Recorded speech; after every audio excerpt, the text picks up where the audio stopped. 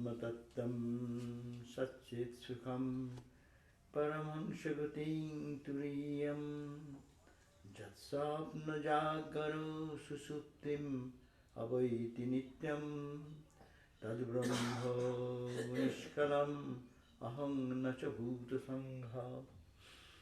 Om Shanti Shanti Shanti. At dawn I meditate in my heart on the self-effulgent Atman, the absolute existence, knowledge and bliss, the goal of the great ascetics, the transcendental reality, ever beyond the states of waking, dream and deep sleep. I am that individual Brahman and not a combination of material elements. I meditate upon this truth. Om. Peace, peace, peace be unto us all. Say today we have our topic which is very commonly told nowadays, talked about. We all talk about meditation. Meditation is a common subject for everyone and we are deeply interested in meditation. But we have to understand that meditation is the seventh stage of the Patanjali's yoga philosophy, yoga aphorisms. No? It says there are eight steps to reach samadhi. Samadhi is the goal of life. We are also familiar with this term nowadays with samadhi. Samadhi is total absorption of oneself into the divine entity which is within. And to reach that goal, we need to follow some steps to reach that eighth stage. But normally, we loosely use the term that we are meditating. We have meditated 1 hour. Today, I have done half an hour meditation. I am doing for 1 year, 2 years.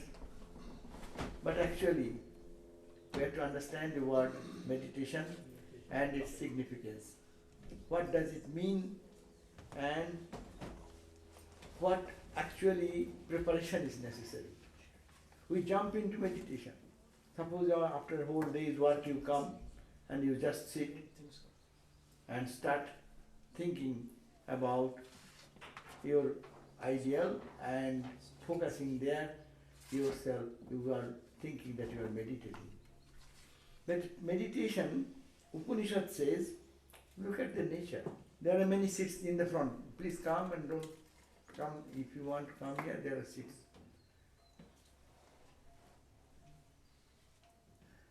So, in the Upanishad it says, now look at the nature.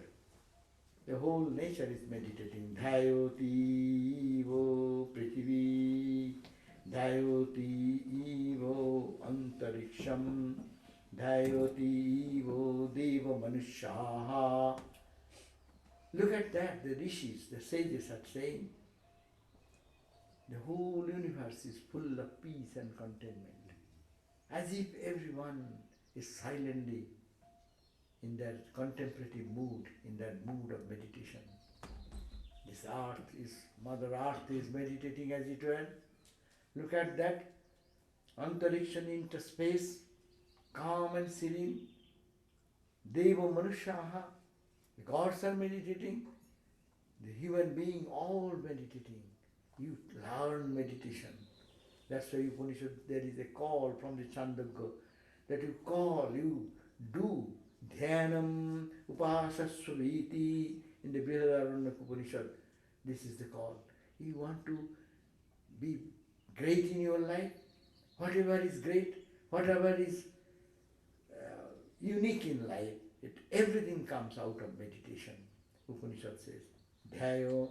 Therefore, dhyanam upasasya. You try to meditate on meditation. And that is the call. And Shankaracharya, in the commentary of the Gita, he said, dhyanam. What is dhyanam? Dhyanam nama. What is dhyanam? It is the definition of dhyanam is Shabdadibhyo Vishayabhyo Sutralini karunani manasa sangrita. You see, our eyes are running for the objects of the senses. Seeing, ear for the hearing, nose for the smell, tongue for the taste, skin for the touch. These are all getting directed in external. Now we want to meditate. First to these objects of the eyes, shut them. I don't see it. For the ear, I don't hear now. I don't smell now. This is the withdrawing the mind from this external, first of all, and then all the senses, bring it back to the senses. Let the eye come back to the eyeball. Don't go outside. And then let that, put back that into your mind. Manasi upasamhrita. Withdrawing that in your mind. Manascha. And now you have withdrawn the external disturbances. Stop that. Stop into your sense organs here. And then let it be pushed back to the mind. And the mind should be anta. It is said prattak chetayatari. That inmost consciousness. What is the inmost consciousness? The inmost blissfulness. Focus there. Chetayatari ekagrutaya. It is one pointed thought on that. Chintanam tadhyanam. That is called dhyanam. That is called meditation. It's a big task. We take it very loosely, but it's a tremendous task. First of all, if we, Swami Vivekananda says, beautifully the same one, same expression. He says, what is meditation? Meditation is the power that enables us to resist all these. All these means all these external stimuli, always making me run towards it. And forcefully, I cannot control them. That's why it says, as if it's like a monkey mind. It says that, look, and I have to look. And my ear said to hear, I run for hearing. And meditation is what? Nature may call us, look here. There is a beautiful thing. I do not look. That's the power. Meditation is a power generated that way. Now she says, the nature says, there's a beautiful smell. Smell it. I say to my nose, don't smell. This is Vivekananda. He's giving us instruction how to reach that state of meditation. And nose does not. Eyes do not see. Nature does such awful things. Kills one of my children and says, now rascal, sit down and weep. Go to the depths. I say, I don't have to. They jump up. I must be free. Try it sometimes. In meditation, you can change this nature. Now if you had that power in yourself, would not that be heaven? Would not that be freedom? That is the power of meditation. So you see, meditation is a power. Meditation is a strength. And it comes out of tremendous willpower to withdraw from the external to the senses, and then senses to the brain cell. I will go elaborate a little bit. To the nervous system, to the brain. And brain, and it's all neurons functioning. And from there, transfer it to the mind which is standing behind. And that mind, getting external stimuli, let it be turned towards the internal reality. And that is the divine self we call Satchidananda Brahman, according to Vedanta. So, you see how Shankaracharya and Vivekananda talks about the same ideal in two languages, one in Sanskrit and one is in English. Here, how to meditate. It is called Tatha. It is in the Gita Bhasya, in the Gita's commentary by Shankara. He says, how to meditate. Tatha dhayotiva bhako, dhayotiva prithivi, dhayotiva parvataha. You know, the birds when they are waiting for catching a fish, go into the beach, you will find they are waiting and innocent, but watching only to catch when there is a fish, to catch that. So make your mind so focused that you're watching for the moment to touch the divine within. So that type of concentration should be there. And it is said, it is like Toilodharavat.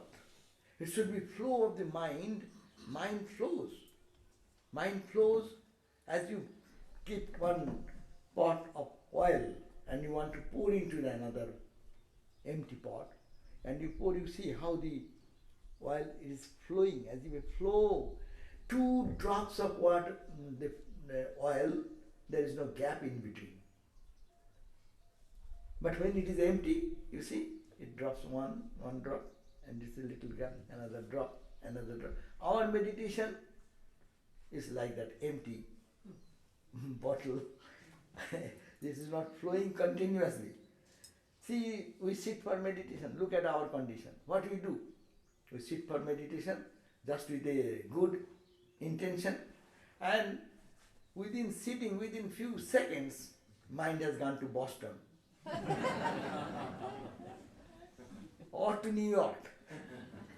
And you do not know. You are running with the mind and you spend certain long time. So one drop you started with, and the gap becomes half an hour, and then you catch your mind, hey, what am I doing here? It might come back. Perhaps you catch the mind to bring it back. Another drop. And by that time it goes to India. To your friend, to whom you have a fight, to whom you have some emotional boosting or exchange of ideas and thoughts, or your emotions being disturbed. No? So mind is running like that, where it will be continuous flow. One drop, that will be God, another drop will be God, third drop will be God, fourth will be God. It will be continuous flow. That's called Toilodhara. Toilodhara means the flow of the oil when poured from one to the other. That type of constant flow of the mind should be running for that.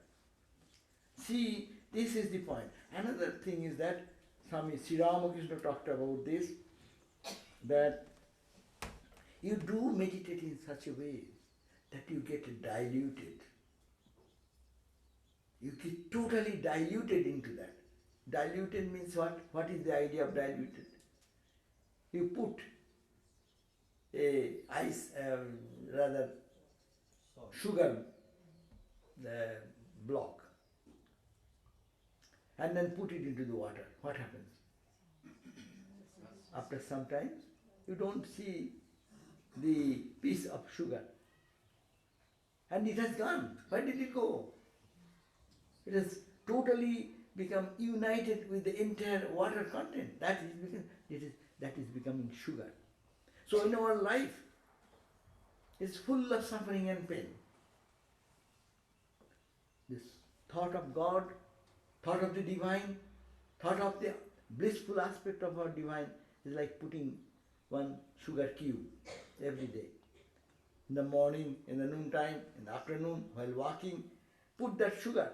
And one type of thought should be there, always functioning under current, like undercurrent. Like Ramakrishna gave the example of toothache. When we have toothache, do you need to remind, hey, have you toothache? Toothache reminds us. So similarly, spiritual practice should be such. It will be, God should be like toothache. It is in presence, His presence, and constant thought. Whatever is done externally, one part of the mind will be absorbed.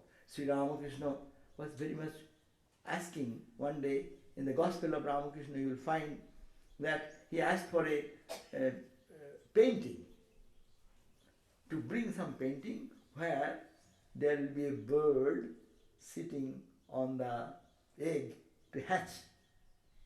And as if she is sitting on the egg, but you see her eyes are somewhere at distance.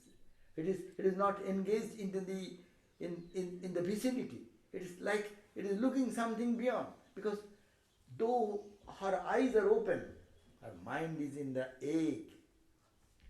So the mind should be in the inner reality of ourselves, whether we function outside or not. But we cannot do it at the beginning. That's why the process of meditation is necessary.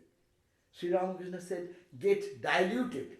When you really take the name of the Lord, forget the whole world. You just be with God.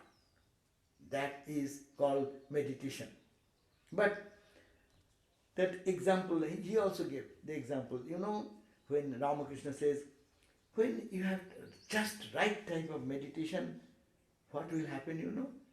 Even if the birds will sit on your body and you will not be able to trace it.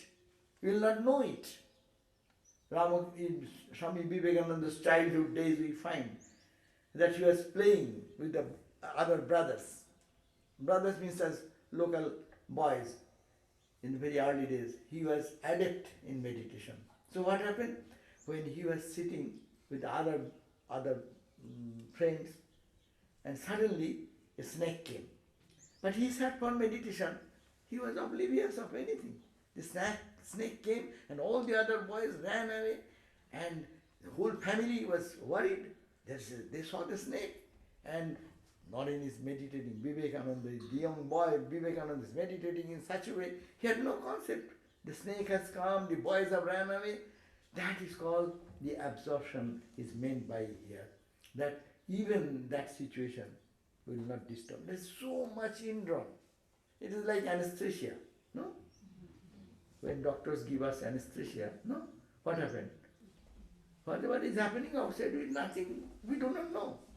Doctor may cut to pieces the chest, take out the lungs and this and put the tube here, there, all this repair, everything done. But we do not know anything.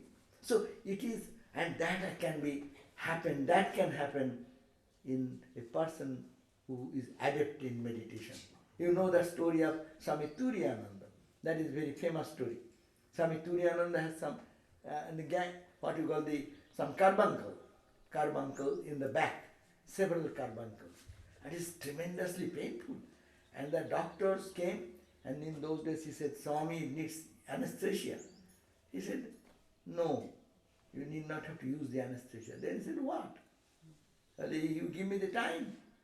And how long you want to do the operation? Okay, you do. So the doctors came in those days, whatever they had, and they cut to all the seven, incisions were made, and then it's cleaned and all this thing.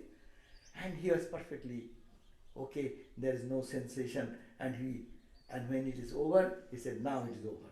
And he came back to his consciousness. Doctors came next time, and when they came, and they find next day to see what is there.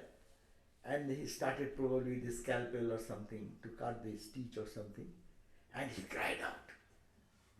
The doctor said, what? The other day we did the entire surgery without anesthesia. And you did not murmur a single word. And what happened today? Today it did nothing. Only touched it. But you do not know. You did give me the other day the opportunity to transfer my mind, put my mind in somewhere else.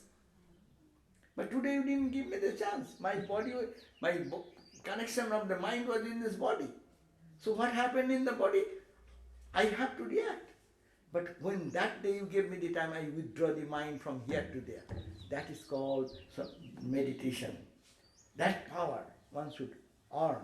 I can put my mind here, as I can put my glass of water here to here. I have my will. I can put it here, I can put it there. So, meditation is such a power which by practice of meditation one can gain that power to withdraw the mind and put it in God or put it in anything. All the success of successful people is their meditation, their concentration, the power of focusing into one thing, forgetful about the whole world. So this is very important point for meditation, that we should be concentrated, we should be focused. The world will have to drop from the mind, that mind. If our mind is 100 unit, what happens? 100 unit, if 10 unit is in God, 90 unit is in the world, meditation will be that type of meditation, 10% meditation. If you have 99% in the world and we sit for meditation, 1% meditation, mind will not be concentrated.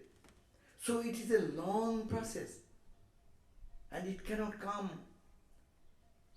How it will come? Patanjali says, Satu dirghakala nairantarja satkara sevito dridhabhumi. That type of concentration comes dirghakala, long time. They are not saying, many people say, oh, I am initiated 5 years and nothing happening. If I say, according to Patanjali, you say, hey, how long did you meditate actually in your 5 years? How many seconds? How many minutes? And that's also not meditation, attempt to meditate. No? And you are expecting that why samadhi is not coming. How the samadhi will come? So Swatu dirghakala. You have to practice for a long, prolonged time. Nairantarja. Constant effort. Alertness of the mind. I will have to think on my divine self, or I will have to think of mother, I will have to think of my divine chosen ideal. Just whatever you call God. To one part of the mind will have to be trained to think that way day and night. Dirghakala. Satkara sevito. That means with much love. We sit for meditation, after 5 minutes, mind disturbed. My God, Guru has told me to do 108. Now I have finished. Not like that. It should be very loving. You feel joy in repeating the name of the Lord. You feel, wow, I have gained so much joy I got by repeating the name of Lord. I will do it little more. Your mind should say, let me sit more. Not just anyhow to finish the duty. Spiritual life is not finishing the duty. It is to be done with love. Satkara sevito. And then it will be dridhabhumi. It will find its foundation. A strong foundation will happen. So we find Patanjali gives 7 stages of spiritual journey. 8 stages. To reach meditation, that is the 7th stage. You all know, probably have read the Swami Vivekananda's Raja Yoga or Swami Prabhupananda's To See God. Is it not the book's name, See God? Or what? What is the name? How to See God. How to know God.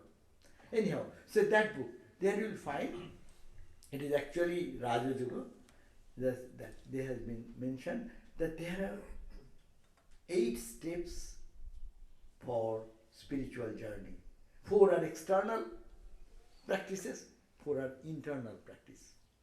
We will have to pay attention. You must not have to run into the 7th floor without even putting your footsteps into the 1st floor. How will it be that? I want to go to the 8th floor and I put 1 in the ground and 8th in the 8th floor, my another foot. Can I do that? In spiritual life it is so. We must have to pay attention to the other steps. That's why our meditation does not become very enjoyable, because we don't give attention to the other steps. 8 steps, you know, it is called yama, niyama. Yama means self-control. Niyama means some disciplines. Asana, yoga asana. Now it's called yoga. Doing exercise, go to the gym, do exercise and keep the body fit. Asana, pranayama, do some breathing exercise to regulate your breath. By that process, regulating your mind. These are called 4 external practices as suggested by Patanjali. And now comes the internal 4 stages. First stage is pratyahara. Now you deal with your mind. Stopping the outside information to come. Now, closing the eyes, you put your concentration. Guru will teach you, or your own, in your heart. Think of Lord, think of God, think of light, think of your chosen ideal, whatever, or Brahman, Atman, whatever may be the subject of your focus. Pratyahara. As I said, when I sit for meditation, I am not there. I am gone to some other place. Pratyahara. Pull it back. Mind, come back here. And then again it goes. Again, it's a struggle. That's the 5th stage. Struggle of the 5th stage. It's called pratyahara. Pratyaharam.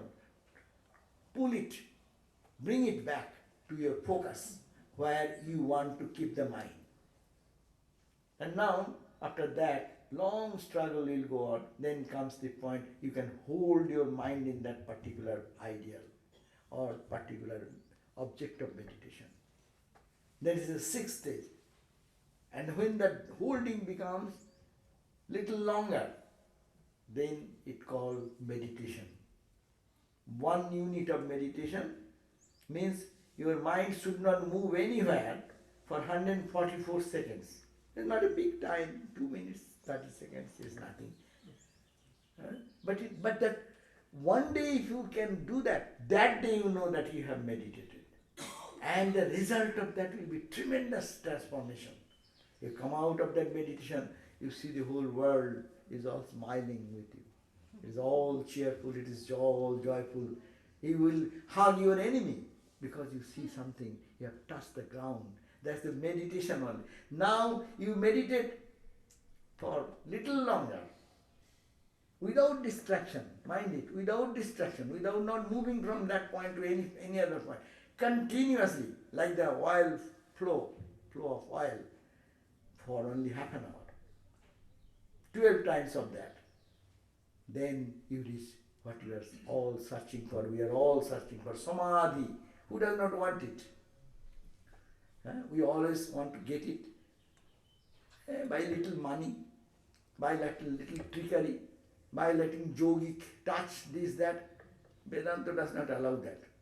There is not so easily available. It is not purchasable by money or by any trickery. But it is to be achieved only. It may happen, it may give some momentary impact in life, but to have a transformational impact, it must have to be worked hard. Starting from step 1, 2, 3, 4, these are the 4 external practice, and 5, 6, 7, 8, internal practice. So I like to focus on the practice of basic practice. We talk in our Vedanta Society, we always talk about Atman, Brahman, the highest truth, the absolute truth, beyond time, space and position. These are wonderful ideas. We should keep that idea always in our forefront. But you have to be where I stand. So start from 1. What is the very basic formulas? Don't injure anyone. Ahimsa. Very fundamental point. Don't hurt anyone.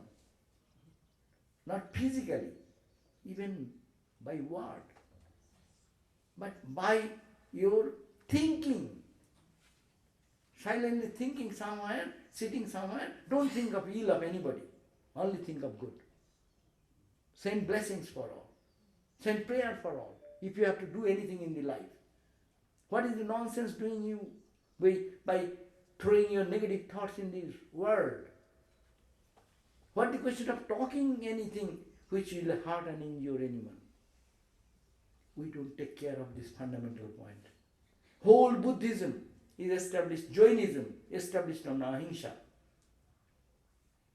They are so sensitive not to even injure one plant, animal, or even crawling creature.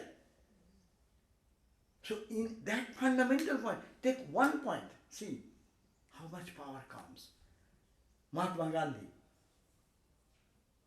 Martin Luther King, what they did, take one principle, ahimsa, and they became what they are. So very fundamental point, are we following that? Out of big talks about samadhi and forget those things. Are you becoming a loving person? Are you not hurting anyone from morning? And if you do, stop that. Have you ever paid attention to that? Or I am doing that, and I am sitting for meditation and thinking of someone's what bad things should happen to him. I am cursing someone in my meditation. That's a wrong thing. That's why we don't progress in spiritual life. So fundamental point is don't hurt anyone, ahimsa. Injure anyone. Don't hurt by your action. No, I will not act like that. I will not act even uttering words to hurt and injure anyone's sentiment and feeling. Don't speak. There is a truth. Satyam briyat priyam briyat ma briyat satyam apriyam. In our Hindu scripture it is said, you have to say something. You say, oh, it is true, I have to say. Who has called you to say? God has given you the order. Okay, you tell the truth. What about you? There are so many things of you. So everyone will come to and tell everyone. So this is what mistakes we are doing. We do not know. We want to be spiritual in one side and we do these wrong things. That's why we don't progress. You try to build a superstructure and your foundation is so loose.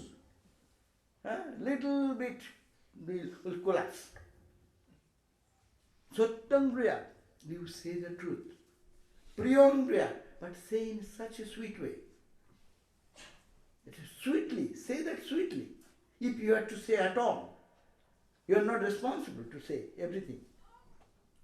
You are not given the charge, or God has not given you the charge to convert or change everyone. Change yourself first. Have control over yourself. And then, ma briyat satyam. Don't say truth. Apriyam. So that it become apriyam means it is not very unpleasing, or it is not very pleasing to hear the way. You say, if you have to say in a very sweet way, so that it benefits the person. What is the use of telling if you can't transfer that person and only say something? Or say other person, even there is truth, they will think, oh, he is abusing me. He will retaliate, he will fight with against it. So to say how much self-restraint is necessary here. Build up spiritual life, how much self-control is necessary. Fundamental point, one point, you are successful in spiritual life. That control, self-control, self-mastery. I will say the truth whenever is necessary, if it helps others. If it does not, stop. You focus yourself in inner life. You are not being given the responsibility to cure the whole world's problem. Only that's why Christ and Buddhas are there. Even Christ and Buddhas are persecuted. So, ahimsa, satya, hold on to truth. Hold on to it. It's very difficult in this world. So much temptations, so much in the office and this and that. You can say something little twisted, you get a promotion. Or if you are very truthful, you may not get a promotion. You are truthful, you lose many things in life. Ramakrishna, we belong to Ramakrishna tradition here, you all know. Ramakrishna's father was a truthful Brahmin. And he used to live under a jamindar, means landlord.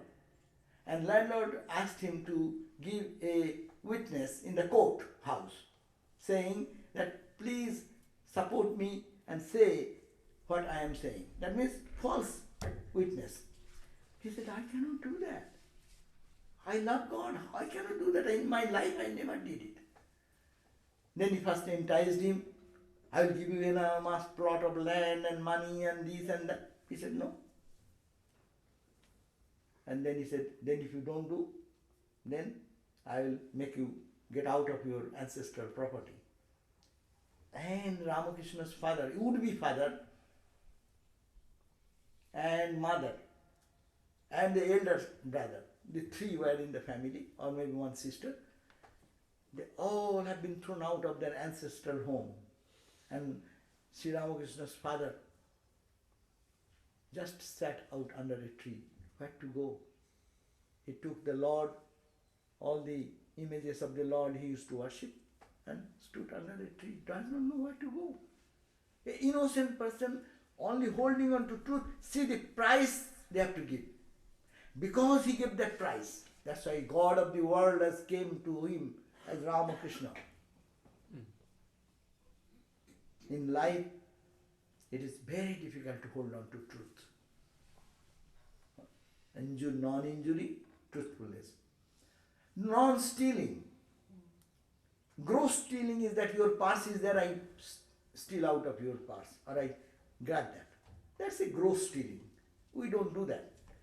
But we do subtle stealing, which does not belong to me. I greedily look at that, I lustfully look at that and grab that. This is wrong. It should not be done. Character building. That's the fundamental thing for spiritual life. Spiritual life will be a failure if there is no foundation on these particular aspects. 10 commandments, you see, how many people follow the 10 commandments? No? So in Hinduism there are so many ideas. So ahimsa, non-injury, truthfulness, holding on to truthfulness, asteyo, non-stealing, brahmacharya, celibacy. Celibacy is a very frightening term. Don't get frightened. It is simple, very simple. Brahmacharya means whose mind roams in higher, nobler thought. Brahmani acharati iti.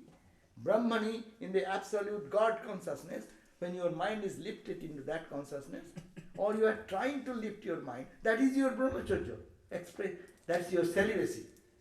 And you come to the gross aspect, celibacy is one-pointed love for the spouse or your friend, that is called celibacy. Monks' celibacy is different. But householders will have this one-pointed love for each other, that is called celibacy. How many people are there in the world? One-pointed love, I love my wife, I love my husband, and that's all, nothing else. I love my friend. Boyfriend, girlfriend, okay, you love, but you love, genuine love. That's called celibacy. So, brahmacharya, aparigraha, non-craving for all the gifts and thanks. Even if we do something, we expect another thank. Hey, I did it, and he didn't give me a thank. That's our expectation. And why do you expect that, and why do you suffer? Say, I did like a king or queen. Finish, my hands are off. I don't expect anything. So this is character. This is self-restraint. We have to practice these, every step of this. Then go for meditation. Meditation path. It's almost talking about the step 1. We have to go to 7th step. So start here. Pay attention to that. That is the steps to meditation. Now pay attention to another thing. This is the control, self-control, and some discipline. I will follow some discipline. 5 disciplines Patanjali suggested. Cleanliness of the body, so that you feel fresh. That's one part. Also, keep that mind clean. We put all the garbage from the world in our mind. What he has done, what she has done. It's a chutney. Chutney, you know.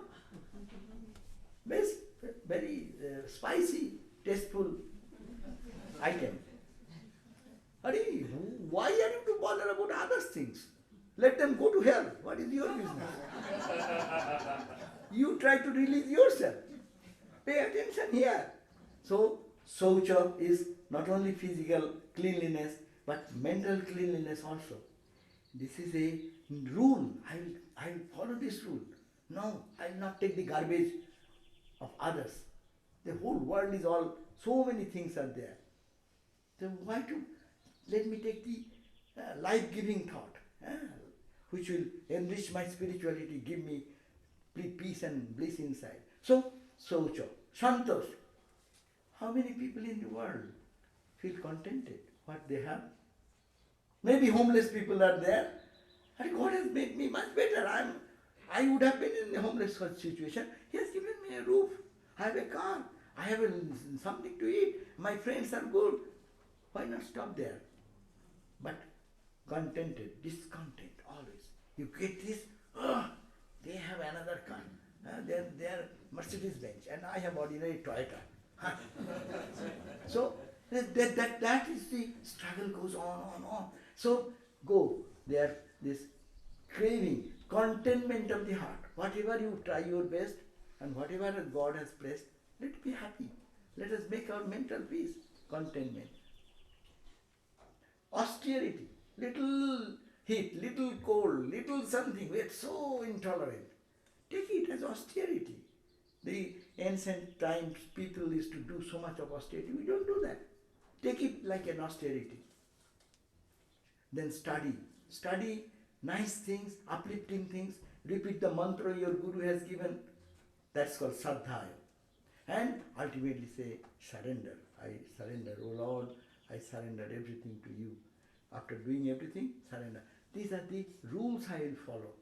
And that will forget about other things, to keep the mind in peace and joy. And every day to follow this will give internal happiness. And the society will be happy, the family will be happy, community will be happy. These are the fundamental things. So these are the 2 steps. Third step will be good exercise. Take care of the body. Go to the gym. And don't be lazy. Go on walk. 10,000 feet steps. All these disciplines. I'm having one. Somebody gave me. But I don't do it 10,000. Laziness comes. Okay.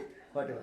Do exercise and keep the body strong so that it helps you to sit strong for a longer time with head, neck straight. No?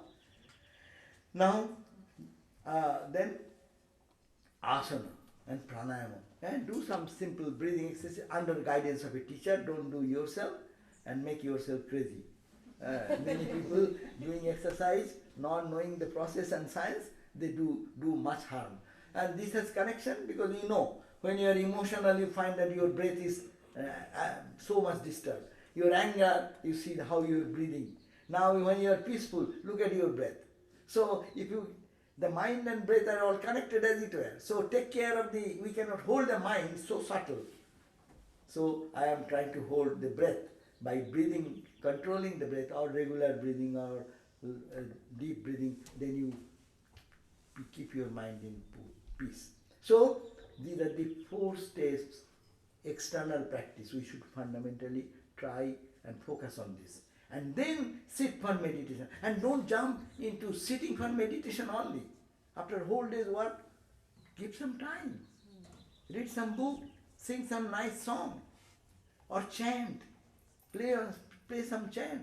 Now YouTube, you get so many things in the computer. You need not have to think of where shall I get all these good things. So you can create your mind. You came back, create that environment. Your mind should say, now I shall go for thinking about God. Then you sit, and then keep the mind, and then practice what Guru has given you. Try to focus in your heart. Let the mind be focused, and be watchful where mind goes. And talk to mind. Hey, mind, where are you going there? Oh, I find joy there. Huh? And there is also joy. It is a healthy food. Don't go for junk food. So mind will learn afterwards. So watchfulness, this is the stage. Then to focus and hold the mind there, and then comes meditation, and then comes samadhi. So I will not go for any other further. My point is that it is our problem for all of you. I am not no exception. I am in the same boat. So we'll have to pay attention to the fundamentals of yama, 5 niyama, and then do some breathing exercise under guidance, and then prana and asana exercise, physical exercise also, and breathing exercise. Then sit, create a mood, and after meditation, don't jump out of meditation immediately. A phone ring comes. Oh, Oh, hello, hello, hello. Are you are meditating. Why are you hello, hello? Let the world go to hell. Stop all phone calls. Put it in airplane mode. And then go for meditation. And don't listen. Let world will not crumble into dust if you are late, half an hour late to respond to any question. So be careful. Don't allow your distraction to happen. And then you concentrate and focus and try, work inwardly and come to peace gradually. And then will be our meditation will be possible. Okay? So thank you.